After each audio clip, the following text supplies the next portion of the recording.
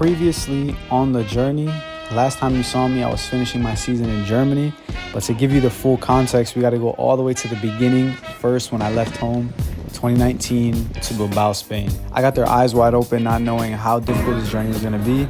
I was 16 at the time and had only been playing football for 3 years. So this world was new to me.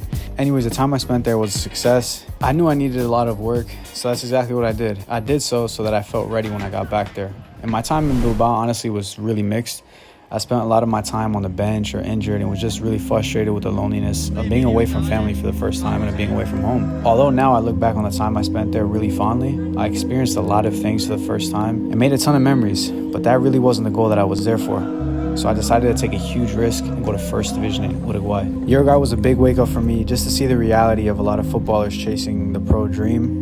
I still enjoyed every moment of that and made friends I still talk to this day, but I experienced a business side of football I had never seen before.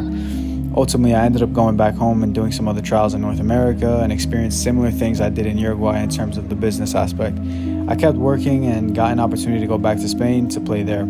I stayed there for a year and benefited greatly from the training in the minute I got to play there. I felt I was ready to take the next step into the pro game, and after a ton of trials, I finally signed my first pro contract in Madrid, Spain. Although I was basically making nothing at the time, I didn't really care because I was living my dreams since I was a kid. My whole days were just dedicated to football, and I was doing it at a really high level and was excited for my future.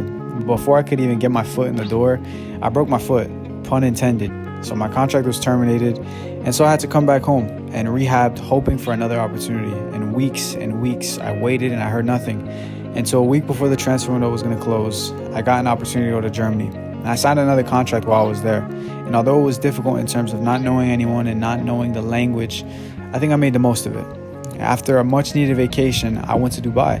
Now this is where everything just goes bad. I went to Dubai with a promise from an agent and a club that I didn't need a trial to start. I would have a full contract, visa, and everything included. Well, when I got there, everything had to come out of pocket for everything. And I experienced some things that get labeled as quote-unquote the business of football. But I saw how they treated players, especially ones they knew were really fighting for a contract, ones that were really desperate. And one trial, we were told to go to Abu Dhabi from Dubai, which if you know the UAE, that's an hour and a half away from Dubai. Yeah, I'm excited. I should start training with the club that I'm going to sign with as well. So let's see how everything goes. Yep, we are absolutely cooked, chat. GG. So me and all the players had to get a taxi to go there. We get there exhausted, and I kid you not, it's in the middle of the desert, bro. And nothing was near us, bro. Anyways, for lack of time, after the trial, the coach comes up to me and 3 other players. He offers us a contract on the spot if we are willing to stay there. And so I was like, okay, bet. He showed me where the accommodation was, and let's just say... Fuck no, baby! Yeah, no. I love football, but I'm not doing all of that just for football. Unfortunately, the 3 other players stayed because they came from even worse circumstances. And these awful people knew that, and so they took advantage of these players. Long story short, I left. It's kind of fucked, bro, and I'm just, like, so done, bro. Like, just mentally, bro, this shit. There's always some bullshit that gets in the way. There's so much more to tell you about this whole Dubai experience. So if you want me to make a separate video, just comment Dubai and I'll cook something up for you guys. So really, there was only 2 positives from that. One, I started my own business basically helping players so that they don't make the same mistake I made. Again, more in depth on that is for another video. But the second thing, there was someone really helpful I actually met that was in Dubai. He had seen the player I was and knew about my situation, and he tried to help me. Remember this for later. Well, after wasting my time and money, I went back home. For the first time in almost 5 years, I had no team. I was completely lost, deflated. I didn't know what to do. So I just started door dashing, going to the gym, working little jobs here and there. I needed to make money, and I wanted to stay in somewhat shape just in case anything came up. And for about a month, I didn't hear back from anyone. But then on the last week of September, I got a text from that guy I told you about who tried to help me in Dubai. He knew I was Puerto Rican, and he had a contact with one of the pro clubs on the island. He reached out saying if I could fly out the next day. And I really had no time to even think about it. Right now, I'm headed to Puerto Rico for a trial in the First Division. I'm excited, man. I'm Puerto Rican, and I've never been to Puerto Rico, so it's going to be a good experience. So I got that ticket and flew to San Juan, and although I'm Puerto Rican, I had never been on the island. This was my first time, and honestly, the feeling of being there is a feeling I never felt in any other place. Straight from the plane, I went to the trial, and I kid you not, that was hands down the worst trial I've ever had. I felt like I couldn't control the ball. I felt so fatigued. I went back home that night was saying I blew it, and that was it. The disappointment I felt, I can't really even describe it in words. Anyways, with the little hope that I had left, I messaged all the contacts I had in Puerto Rico out of desperation. And to my surprise, one team did get back to me. The head coach actually was from Spain, in Madrid, and knew who I was from when I played in Spain. He told me to come in for a trial and see what we could do. There was 2 problems though. That team was legit on the opposite side of the island, and also the transfer window was closing in less than 48 hours. The blessing of being in PR is that I have so much family here. So thankfully, my uncle was able to take me to the trial. I got there straight from 3+ hours in the car. I couldn't even feel my legs, and I was just expecting the worst. And thankfully, everything went great. I played to my usual level and was offered a contract on the spot.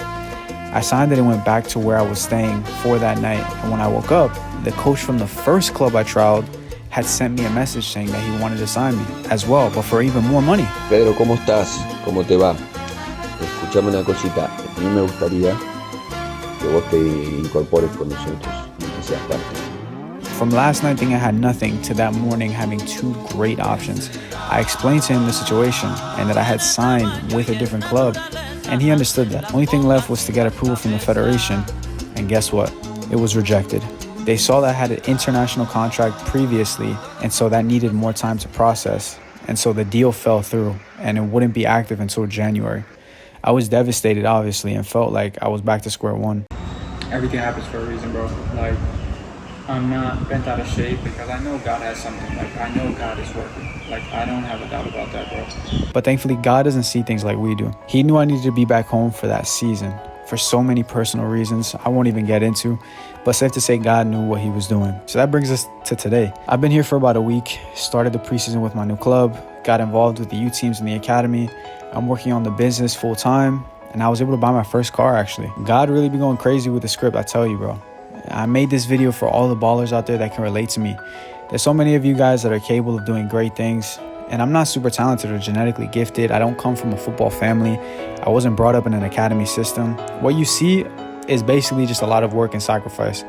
Each one of you can do this, and I believe you guys can even do greater things than I've done. I just want to inspire you guys that regardless of your situation, you can do it as well. Although maybe it's not Champions League or Premier League or whatever it is, it's still more than I could have asked for, and I have God to thank for that. Anyways, regarding the updates, I have a ton planned for 2026. In terms of my YouTube community, I'm going to be way more active, showing you guys what it's like to be a pro in the first division in Puerto Rico.